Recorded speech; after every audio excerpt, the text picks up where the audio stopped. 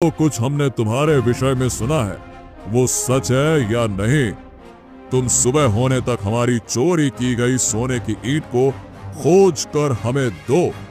यदि तुम ऐसा कर सको तो हम तुम्हें खुशी से इनाम के अलावा और भी बहुत से हीरे जवारात इनाम में देंगे। और यदि तुम उसे खोज ना सके तो कान खोल कर सुन लो, तुम्हें फांसी की सजा दी जाएगी। ठीक है?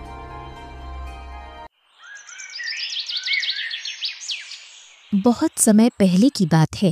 एक गांव में गंगाधर नाम का एक गरीब युवक रहता था। संपत्ति के नाम पर उसके पास केवल एक मनमौजी घोड़ा था। गंगाधर के दो बड़े भाई भी थे जो एक अन्य गांव में रहते थे और बहुत धनी थे। उनमें से एक का नाम देवधर और दूसरे का नाम शशिधर था। वो दोनों भाई गंगाधर के घोड़े को पाना चाहते थे और रात दिन गंगाधर के घोड़े को अपनाने की तरकीब सोचते रहते थे। एक दिन गंगाधर अपने भाइयों के पास पहुंचा और बोला, नमस्कार बड़े भाइयों, नमस्कार। अरे अरे अरे, नमस्कार गंगाधर, नमस्कार। क्या बात है भाई गंगाधर, क्या रास्ता भटक गए क्या? अरे भाई, यहाँ कैसे आना हुआ? आओ आओ आओ, बताओ। अरे भैया, बस मैं आपसे एक छोटी सी बात पूछने आया था। बात यह है कि क्या आप कुछ दिनों के लिए मेरा घोड़ा अपने पास रख सकते हैं क्या? क्या है ना कि मुझे किसी जरूरी काम से कुछ दिनों के लिए शहर जाना है। ये सुनकर दोनों भाई बहुत खुश हो गए और बड़ा भाई देवधर बोला, हाँ ठीक है गंगाधर। अरे तुम बहुत बढ़िया आए हो, चिंता बिल्कुल ना करो। तुम जब तक चाहो हम तुम्हारा घोड़ा खुशी खुशी रखने को तैयार हैं। अरे भाई, तुम हमारे भाई हो और क्या। अच्छा, तब तो ठीक है। अब आप लोग घोड़े को संभालिए, मैं चलता हूँ फिर। गंगाधर वहां से वापस लौटने के बाद कुछ दिनों के लिए शहर गया और अपना जरूरी काम करके वापस आया। जब वो अपने गांव में पहुंचा तो उसे एक व्यक्ति मिला जिसने उससे कहा, सुनो भाई, क्या तुम्हारा ही नाम गंगाधर है और तुम ही देवधर और शशिधर के छोटे भाई हो? हाँ, मैं ही गंगाधर हूँ। लेकिन तुम कौन हो और मुझे कैसे जानते हो? अरे मैं तुम्हारे भाइयों का चरवाहा हूँ। सुनो दोस्त, एक बहुत जरूरी बात बता रहा हूँ। तुम्हारा प्यारा घोड़ा धीरे धीरे दम तोड़ रहा है। अरे तुम्हारे भाइयों ने उस पर सवारी कर करके और भूखा रख रख कर उसे अधमरा कर दिया है। वो अब शायद ज्यादा नहीं 3 से 4 दिन का मेहमान है। अरे तुम एक गरीब आदमी हो, इसीलिए मैं अपने मालिक से गद्दारी करके तुम्हें यह खबर देने चला आया। लेकिन तुम अपने भाइयों को मेरा नाम न बताना। यदि वो तुमसे पूछें कि तुम्हें इस संबंध में किसने बताया तो कह देना कि मैं दिव्यदर्शी हूँ और क्या। इसीलिए मुझे दुनिया में होने वाली सारी घटना का पता चल जाता है। बस चलो भैया, मैं जाता हूँ।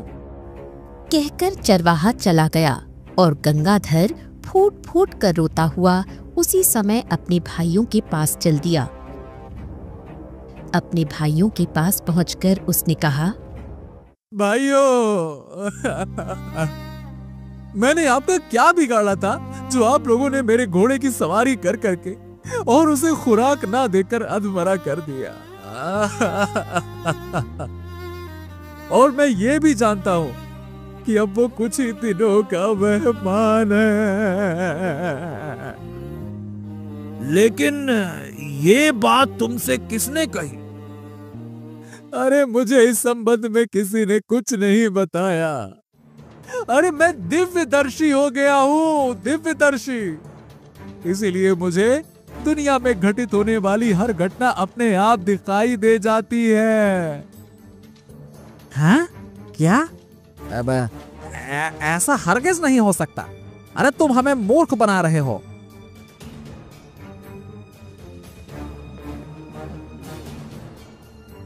धीरे धीरे उनके आसपास काफी लोग इकट्ठे हो गए और वे बोले, अरे भाई, क्या हो गया? आखिर आप लोग किस बात पर झगड़ा कर रहे हो? लोगों के पूछने पर गरीब गंगाधर ने चरवाहे की कही सारी बातें दोहरा दी।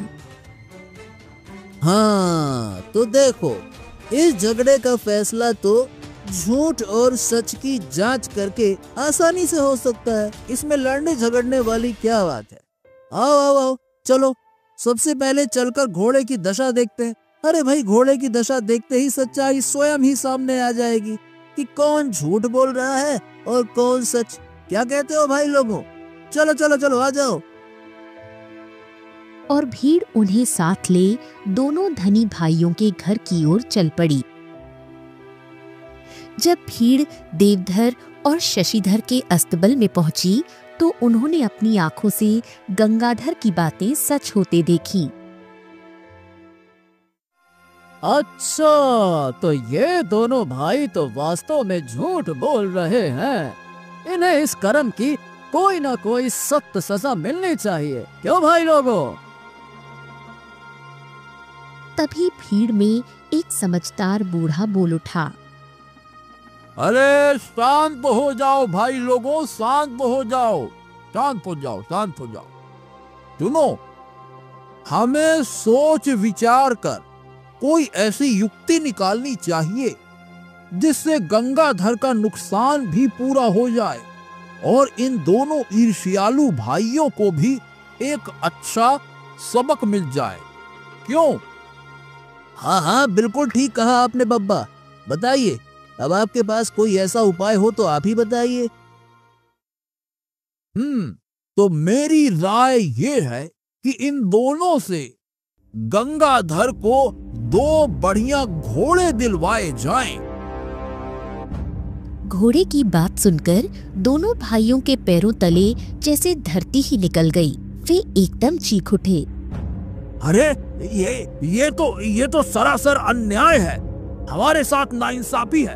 अरे भला एक बेकार घोड़े के बदले 2 घोड़े देना, ये कहाँ का न्याय हुआ भाई? अरे तुम दोनों चुप करो, वरना हम सब तुम्हें मारते पीटते घसीटते राजा के पास ले चलेंगे और उनसे तुम्हें कठोर से कठोर दंड देने की मांग करेंगे, समझे? भीड़ को उत्तेजित होता देख दोनों धनी भाइयों ने इसी में अपनी भलाई समझी कि गंगाधर को 2 बढ़िया घोड़े दे दिए जाएं।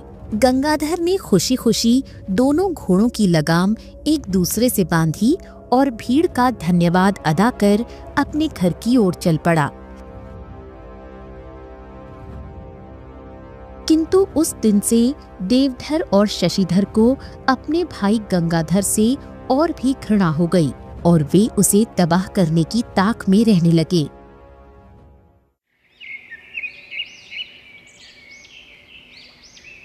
एक बार उसी देश के राजा की सोने की एक अमूल्य ईंट गायब हो गई। राजा ने महामंत्री को बुलाकर आदेश दिया।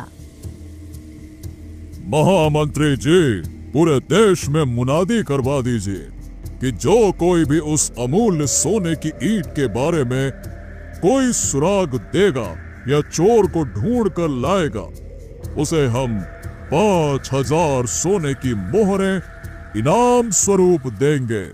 जाइए। जो आज्ञा महाराज। तुरंत नगर नगर गांव गांव में मुनादी करवा दी गई। जब वो मुनादी देवधर और शशिधर ने सुनी तो वो सोचने लगे, गंगाधर से बदला लेने का समय आ गया है। अब मैं उसे मजा चखाता हूँ। बड़ा आया, 1 घोड़े के बदले 2 घोड़े। रुक जा बेटा।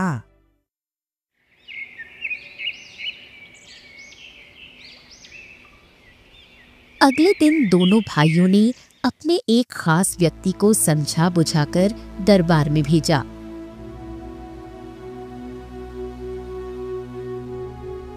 वो व्यक्ति बोला, महाराज की जय हो, महाराज की जय हो। महाराज, मैं आपको एक ऐसे व्यक्ति के बारे में बताने आया हूँ जो आसानी से आपकी चोरी हुई ईंटों के बारे में बता सकता है और चोर को भी पकड़वा सकता है। अच्छा, तो कौन है वो व्यक्ति? जल्दी बताओ। महाराज, वो व्यक्ति हमारे ही गांव का है और उसका नाम है गंगाधर। अरे वो अपने आप को दिव्यदर्शी कहता है। मैंने उसे अपने दोस्त के सामने दंभ भरते हुए सुना है कि वो एक रात में ईंट के चोर को ढूंढ सकता है। अच्छा, ऐसा है। महामंत्री जी, आप तुरंत सैनिकों को भेजकर गंगाधर को हमारे दरबार में पेश करवाइए। जो आज्ञा महाराज। सैनिक गंगाधर के घर पहुंचे और बोले, क्यों, क्या तुम्हारा ही नाम गंगाधर है? हाँ, लेकिन क्या बात है? अरे जल्दी चलो, महाराज ने तुम्हें इसी समय बुलवाया है, जल्दी चलो। बेचारे गंगाधर की समझ में कुछ नहीं आया। वो सैनिकों के साथ डरता डरता दरबार में हाजिर हुआ। महाराज की जय हो, महाराज की जय हो, जय हो महाराज की। हमने सुना है कि तुम अपने आप को दिव्यदर्शी कहते हो, अतः हम खुद यकीन करना चाहते हैं कि जो कुछ हमने तुम्हारे विषय में सुना है वो सच है या नहीं। तुम सुबह होने तक हमारी चोरी की गई सोने की ईंट को खोज कर हमें दो। यदि तुम ऐसा कर सको तो हम तुम्हें खुशी से इनाम के अलावा और भी बहुत से हीरे जवाहरात इनाम में देंगे, और यदि तुम उसे खोज ना सके तो कान खोल कर सुन लो, तुम्हें फांसी की सजा दी जाएगी। ठीक है? गंगाधर को समझते देर नहीं लगी कि ये सारी आग उसके बड़े भाइयों द्वारा ही लगाई गई है ताकि वो उससे बदला ले सके। वो सोचने लगा, तो इसका मतलब ये हुआ कि आखिरकार मेरे बड़े भाइयों ने मुझे फंसा ही दिया। ठीक है, ठीक है, लेकिन फिलहाल दिव्यदर्शी बने रहने में ही भलाई है, वरना महाराज क्रोध में मुझे इसी समय मरवा देंगे। ठीक, देखता हूं अब मैं क्या करता हूं। महाराज, आपकी आज्ञा की अवहेलना भला मैं कैसे कर सकता हूं? आप महल के बाहर मेरे लिए एक तंबू लगवा दीजिए। मैं मंत्र पढ़ता हुआ अकेला ही उसमें पूरी रात गुजारूंगा। अब भगवान ने चाहा तो सुबह तक आपकी सोने की ईंटें आपके हाथ में होंगी। महामंत्री जी, ठीक है, इनकी इच्छा पूरी की जाए, जैसा ये कहते हैं वैसा करवाया जाए। जो आज्ञा महाराज। गंगाधर सोचने लगा, हाँ, इस समय तो मैं तंबू में रहूंगा, लेकिन रात को मौका देखकर यहां से भाग निकलूंगा और ये देश छोड़कर ही कहीं दूर चला जाऊंगा। फिर कोई नहीं पकड़ पाएगा मुझे। गंगाधर के लिए महल के बाहर एक तंबू लगवा दिया गया और गंगाधर उसमें प्रस्थान कर इस तरह का दिखावा करने लगा जैसे वास्तव में ही किसी मंत्र का जप कर रहा हो। संयोग से उसी समय ईंट का चोर, जो कि महल का ही एक कर्मचारी था, भय से ये जानने के लिए तंबू के द्वार पर पहुंचा कि क्या गंगाधर वास्तव में ही दिव्यदर्शी है। जैसे ही वो चोर तंबू के द्वार पर पहुंचा, भागने की तैयारी कर रहा गंगाधर तंबू से बाहर निकलते ही उससे टकरा गया। घबराकर गंगाधर ने सोचा, अरे ये शायद कोई चोर है जो मेरे तंबू में चोरी करने आया। अरे चोर चोर चोर, पकड़ो, चोर चोर। चोर कर्मचारी ये समझकर कि गंगाधर ने उसे पहचान लिया है, बोला, मुझ पर दया कीजिए, अरे मुझे छोड़ दीजिए। अरे मैं महाराज की चुराई गई ईंट भी आपको देने के लिए तैयार हूँ, मुझे क्षमा कर दीजिए। अरे मुझसे गलती हो गई। वो गंगाधर के आगे बहुत रोया धोया और किड़किड़ाया। ठीक है, ठीक है ठीक है ठीक है, बस बस बस बस बस, मैं तुम्हें छोड़ दूंगा।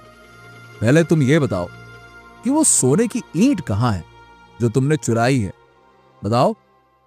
हुजूर, यहाँ से पूर्व दिशा की ओर एक बहुत ऊंची पहाड़ी है, उस पर एक बड़ा सा काला पत्थर रखा है। उस पत्थर के नीचे मैंने वो मूल्यवान ईंट छुपा रखी है। ठीक है ठीक है ठीक है, मैं तुम्हें छोड़ रहा हूं, लेकिन जल्दी ये शहर छोड़कर किसी दूसरे देश चले जाओ, वरना महाराज तुम्हें जिंदा नहीं छोड़ेंगे, ठीक है? जी जी जी जी जी जी, आपका बहुत बहुत धन्यवाद, बहुत बहुत कृपा आपकी, बहुत बहुत धन्यवाद, बहुत बहुत धन्यवाद। और चोर वहां से दुम दबाकर भाग खड़ा हुआ।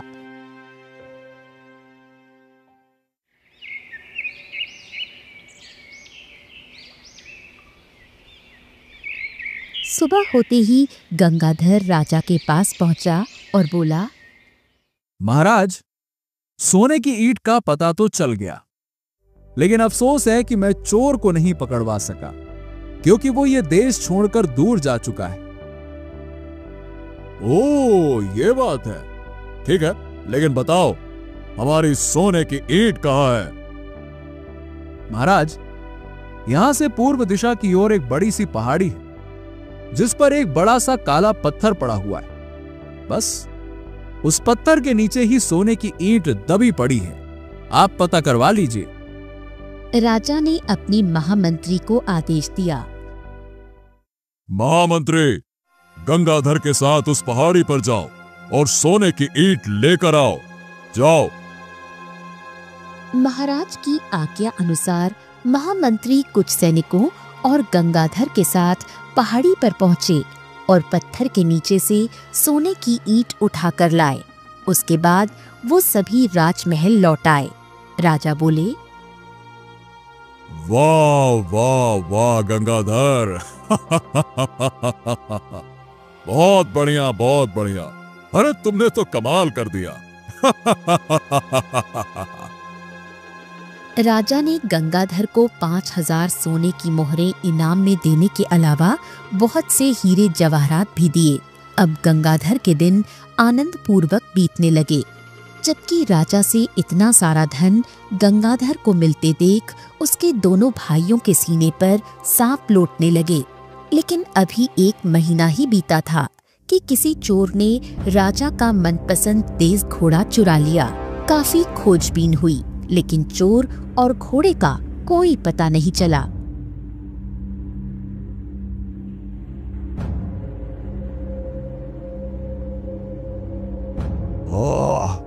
अरे बड़े शर्म की बात है महामंत्री जी कि इतने दिन हो गए, अरे आप हमारे प्यारे घोड़े को खोज नहीं सके, क्या कर रहे हैं आप? महाराज, मैं अपनी ओर से तमाम कोशिश कर चुका हूँ। अब पता नहीं महाराज चोर घोड़े को लेकर पाताल में छिप गया या आकाश में चला गया, समझ नहीं आ रहा। बस, हम और कोई बहाना नहीं सुनना चाहते। यदि हमारा घोड़ा हमें 7 दिन के भीतर भीतर नहीं मिला तो हम आपको महामंत्री के पद से हटा देंगे, बात खत्म। महाराज, मेरे दिमाग में एक उपाय आया, क्यों ना इस मामले में भी उस दिव्यदर्शी गंगाधर से मदद ली जाए। आप कहे तो ठीक रहे हैं महामंत्री जी। ठीक है, आप उसे तुरंत दरबार में बुलवाइए। जो आज्ञा महाराज। महामंत्री ने तुरंत गंगाधर को बुलावा भेजा।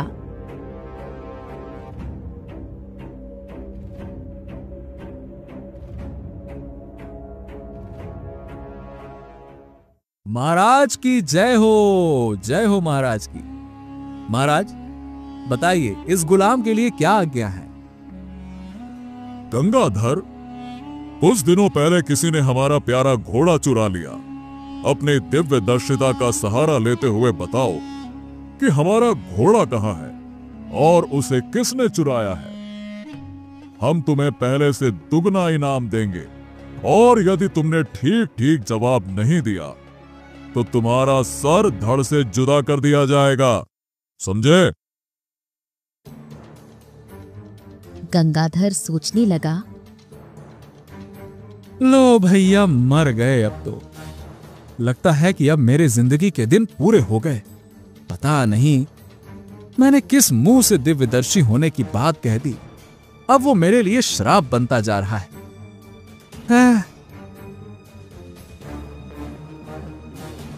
गंगाधर में इनकार करने का साहस नहीं हुआ और वो बोला, महाराज, अब ये भला ये काम कौन सा मुश्किल है। बस आप महल के बाहर एक तंबू लगवा दीजिए, मैं रात वहीं गुजारूंगा और ईश्वर ने चाहा तो सुबह ही आपका घोड़ा आपके सामने होगा। ठीक है, हम अभी तुम्हारे रहने के लिए बाहर तंबू का प्रबंध कर देते हैं। राजा ने महामंत्री से कहकर पहले की तरह महल के बाहर एक तंबू लगवा दिया। बेचारा गंगाधर उसके भीतर बैठकर मंत्र तो क्या पढ़ रहा था, बस मन ही मन भगवान से अपने जीवन की भीख मांग रहा था। वो मन ही मन सोचने लगा, हाँ, अच्छा यही होगा कि आज रात हमेशा हमेशा के लिए ये देश ही छोड़ दूं, वरना ये दिव्यदर्शी बनने का नाटक मेरे लिए जानलेवा बन जाएगा। आधी रात बिताते ही वो चुपचाप तंबू से बाहर निकला।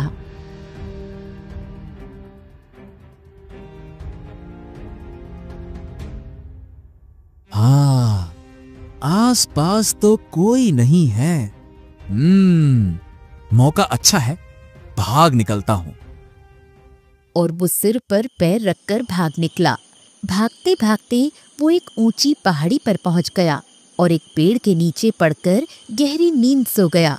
संयोगवश राजा के घोड़े का चोर भी इस पहाड़ी से होकर गुजरा और वो सोचने लगा, आज की रात यहीं बिता लेता हूँ, भोर होते ही ये देश छोड़कर निकल जाऊंगा। ठीक है। उसने घोड़े को एक पेड़ से बांधा और गंगाधर से कुछ ही दूरी पर लेट गया। चारों तरफ गहरा अंधकार था, अतः उसे अपने से कुछ ही फासले पर सोया गंगाधर दिखाई नहीं दिया। शीघ्र ही उसके तेज खर्राटों का स्वर पूरी घाटी में गूंजने लगा। चोर तो गहरी नींद में सो गया, लेकिन उसके तेज खर्राटों से गंगाधर की नींद शीघ्र खुल गई। ये मेरे पास आकर कौन इतने जोर जोर से खर्राटे मारकर सो गया? कौन है? तभी घोड़ा हिनहिनाया। गंगाधर तुरंत उठकर घोड़े के निकट पहुंचा और घोड़े का निरीक्षण करते ही उसका माथा ठनक गया। अरे, ये तो शाही घोड़ा है। कहीं ऐसा तो नहीं कि यही महाराज का प्यारा घोड़ा हो और ये चोर देश छोड़कर भागने की तैयारी कर रहा हो? जरूर यही बात होगी। क्यों ना मैं इस घोड़े को लेकर चुपचाप यहां से खिसक लूं।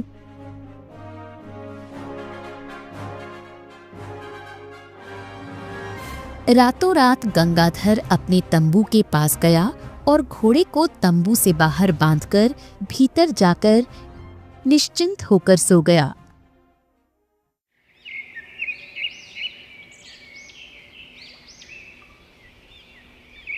सुबह होने पर राजा ने गंगाधर को बुलवाने के लिए 2 सैनिकों को भेजा। सैनिकों ने देखा कि तंबू के पास ही महाराज का प्यारा घोड़ा बंधा हुआ है। उन्होंने तंबू के अंदर जाकर गंगाधर को उठाया और कहा, चलो भाई, राजा ने तुम्हें बुलाया है।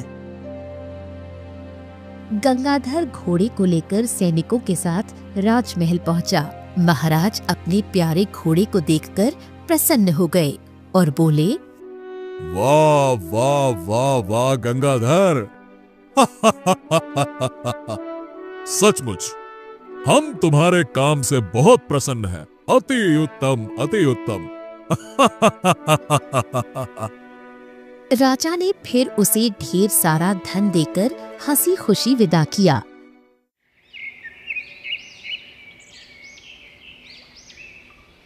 गंगाधर ने अगले ही दिन अपने लिए एक शानदार मकान खरीदा और जब उसके भाइयों को उसके दौलतमंद होने के बारे में पता चला तो वो ईर्ष्या से और अधिक जल भुन गए।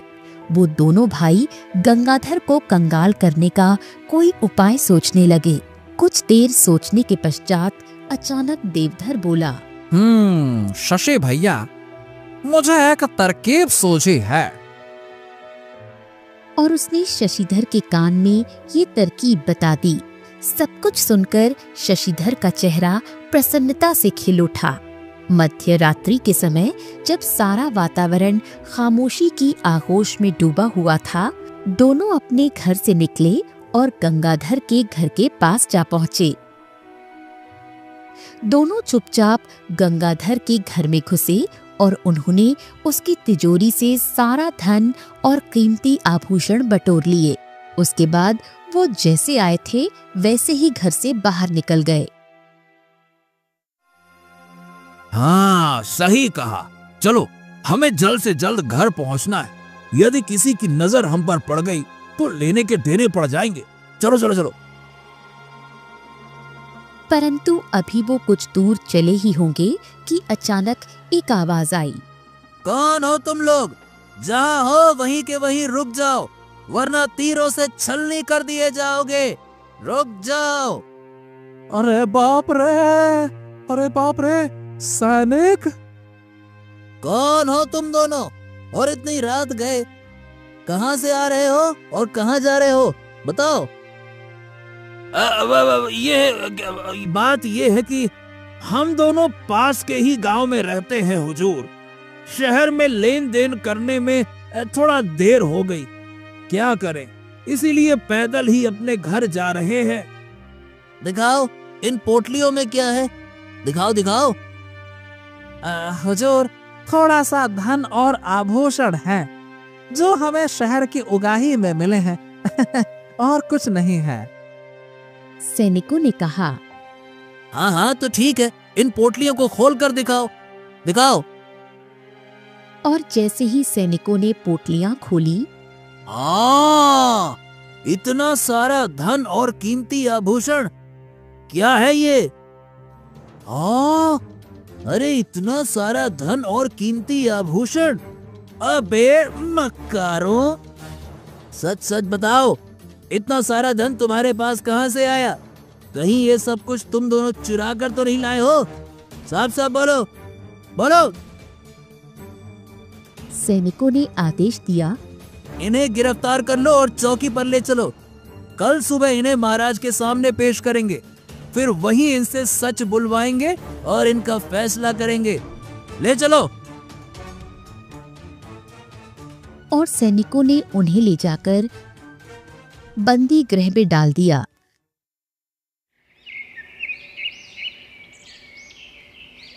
सुबह उठते ही गंगाधर को अपने धन के चोरी होने का पता चल गया और उसे समझते देर न लगी।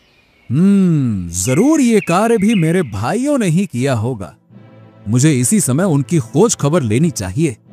जब गंगाधर को लोगों से ये पता चला कि देवधर और शशिधर को सैनिक पकड़कर ले गए हैं, तो वो घोड़े पर सवार होकर तुरंत राजमहल की ओर चल पड़ा और सोचने लगा, हाँ, कुछ भी हो, है तो वो मेरे भाई ही। हम तीनों की रगों में एक ही खून है। चलो, मुझे उन्हें सजा से बचाना ही होगा। इधर दरबार में महाराज बोले, सच सच बताओ, ये धन तुम्हें कहाँ से मिला है? महाराज, हम सच बोल रहे हैं अन्नदाता। अरे ये हमारा धन है, हमने कोई चोरी नहीं की है महाराज। कृपया हम पर झूठा इल्जाम ना लगाया जाए।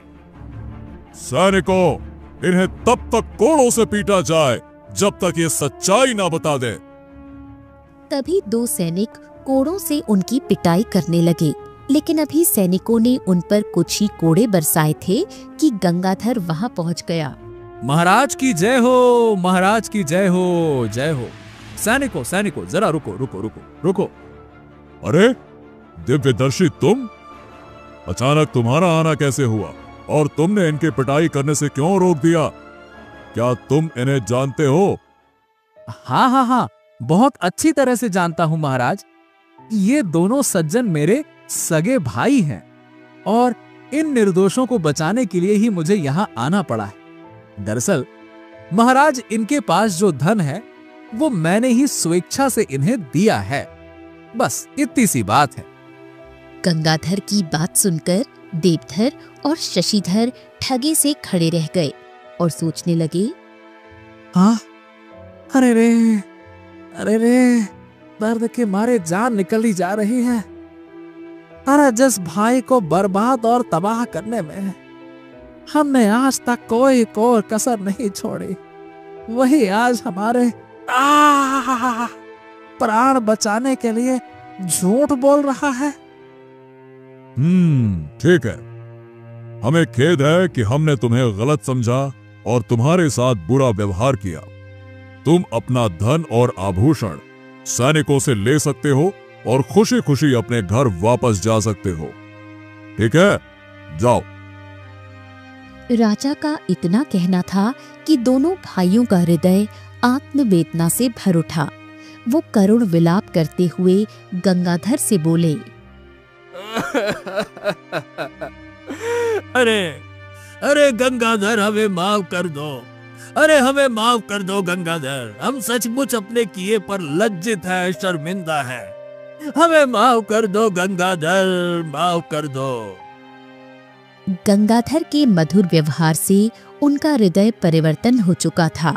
तब शशिधर राजा के मुखातिब होकर बोला, महाराज, आज आपकी नेकी और दयालुता से गंगाधर ने हमारी आंखें खोल दी। अब हम आपको सच्चाई अवश्य बताएंगे। वो धन हमें गंगाधर ने नहीं दिया था, बल्कि हमने इसे कल रात इसके घर से चुराया था। महाराज, हम दोनों भाई वास्तव में सजा के योग्य हैं, अतः आप जो भी सजा देंगे हमें मंजूर होगी। दिव्यदर्शी, तुम्हारे भाई ने जो कहा, क्या वो सच है? हाँ महाराज, ये सत्य है, अर्थात यही कटु सत्य है। लेकिन मुझे खुशी है कि मेरे भाइयों का हृदय परिवर्तन हो गया और इन्होंने सच बोलने का साहस किया। परंतु महाराज, सजा के भागीदार केवल मेरे भाई ही नहीं, बल्कि मैं भी हूं, क्योंकि मैंने भी आपको धोखा दिया है और आपसे झूठ बोलता रहा हूं। महाराज, मैं कोई दिव्यदर्शी नहीं हूं। मैं एक साधारण इंसान हूं। शुरू में दिव्यदर्शी बनने का ढोंग मैंने अपने भाइयों से अपना हक लेने के लिए किया था, लेकिन बाद में परिस्थितियां ऐसी बनी कि मुझे दिव्यदर्शी बनकर रहना पड़ा। महाराज, मुझे भी मेरे किए की सजा मिलनी चाहिए। आप मेरे भाइयों के साथ साथ मुझे भी जो भी सजा देंगे, मुझे सहर्ष स्वीकार होगी। नहीं नहीं नहीं नहीं गंगाधर, नहीं। अब तुम में से किसी को भी सजा नहीं मिलेगी, क्योंकि तुम तीनों का हृदय परिवर्तन हो चुका है। फिर तुम्हारे झूठ से हमें कोई नुकसान भी नहीं हुआ है, बल्कि हमें फायदा ही हुआ है। और मुझे अब यह भी विश्वास हो गया है कि तुम तीनों ना केवल एक दूसरे का, बल्कि किसी और का भी कभी कोई अहित नहीं करोगे। इसी के साथ ही आज से हम तुम्हें अपना विशेष सलाहकार भी बनाते हैं, क्योंकि तुम एक नेक, बुद्धिमान और वास्तव में दूरदर्शी व्यक्ति हो। अरे भाई, तुम जैसे व्यक्ति की ही तो हमें वर्षों से तलाश थी। राजा की बात और घोषणा सुनकर वहां मौजूद सभी लोग राजा की जय जयकार करने लगे। गंगाधर अपने दोनों भाइयों के साथ आनंद पूर्वक रहने लगा। उसी दिन से देवधर और शशिधर ने गंगाधर का तो क्या, किसी का भी कुछ बुरा करने की कभी नहीं सोची। जब तक तीनों भाई जिए, दूसरों की भलाई करते हुए ही जिए।